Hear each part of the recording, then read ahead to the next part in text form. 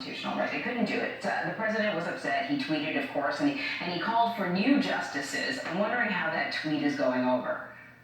Well, this is actually pretty significant because we were watching his Twitter account to see if he attacked Chief Justice John Roberts, which he has in the past, but instead he pivoted to something that he actually used in the 2016 campaign, which was convincing people that he was serious about the courts. While the president's economic legacy right now is in question, there have been a lot of difficult decisions that he's made, and people are not even happy with the decisions he's made. The one thing people cannot disagree with is the fact that he has delivered on his promise to stack the federal courts with conservative judges, hundreds of them. When it comes to the Supreme Court, if you remember way back, when Justice Scalia passed away, there was a presidential debate that night, and around that time the president made it clear that he had a list of people, conservative judges, that he would appoint to the courts. And what was so significant about that is at the time some folks just really didn't really take his candidacy seriously, but having this list of well-known conservative judges, there were people who suddenly started to look at him in a different way. They were willing to kind of hold their nose about some of his personal behaviors, for the longer-term goal of stacking the American federal courts with conservative judges. And he knows if he can sort of pivot these several, two now, high-profile losses he's had at the court this week into a message to his supporters saying, hey, if you re-elect me, I'll stack this court with even more conservative judges and we'll start winning. That is actually a constructive campaign message and one that will resonate with his base. It's an excellent point, Paula. Let me switch topics now. The White House is still dealing with the fallout from allegations in John Bolton's upcoming book, which will be published by Simon & Schuster, which is a division of Viacom-CBS. Back in 2016, and the president has been very, very vocal about John Bolton. Back in 2016, as you recall, Paula, then candidate Trump was asked what kind of people he'd look for to fill key positions in his administration. And he said many times he would only hire the best people, the most competent people. Since then, he has shared some strong criticism of members of his administration who have left or who have disagreed with him. Attorney General Sessions, he was, quote, not mentally qualified to be Attorney General. Secretary of State Tillerson was dumb as a rock. Secretary of Defense James Mattis was the world's most overrated general. Bolton is a disgruntled, boring fool who only wanted to go to war. You asked him about this, Paula, yesterday. I want to play that for our viewers. Why do you keep hiring people that you think are wackos and liars? Paula, the president didn't respond to you. Yeah, I'm wondering if you've heard anything subsequent to that moment. Well, what's so interesting is, look, if you look at all the statements the president has made, he has a track record of saying things that are just not true. But this statement, that I only hire the best people, of all the things, if you look at this president's legacy, that is the statement that really deserves the most scrutiny. And when people have questions about how things happen here and why certain decisions are made, that's where you really have to look.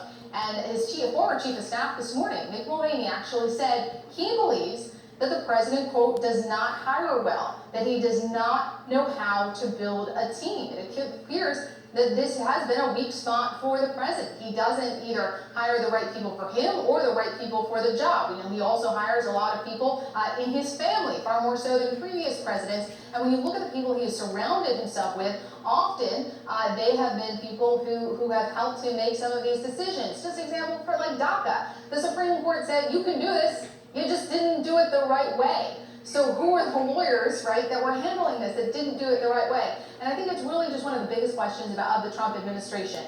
Who are you hiring, and why do you keep hiring people who you then say are liars or sick puppies or incompetent? It's one of the biggest questions for the president. A very good question indeed. Paula Reed, as always. Paula, we thank you very much. Have a nice weekend.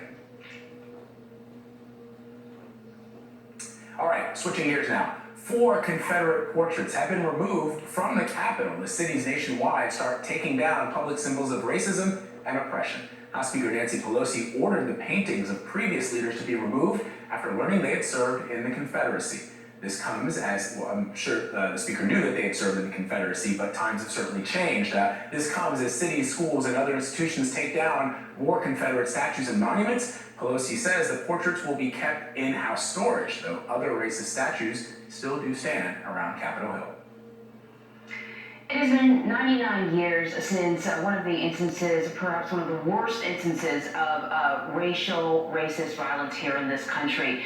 And now we may soon have evidence of a possible mass grave. We're talking about the Tulsa massacre in Oklahoma. An estimated 300 men, women, and children were killed in 1921 when a mob burned down a wealthy black neighborhood. What is sort of significant is I believe there are only 2 marked graves from the massacre. So finding a mass grave is significant. Omar Villafranca has more.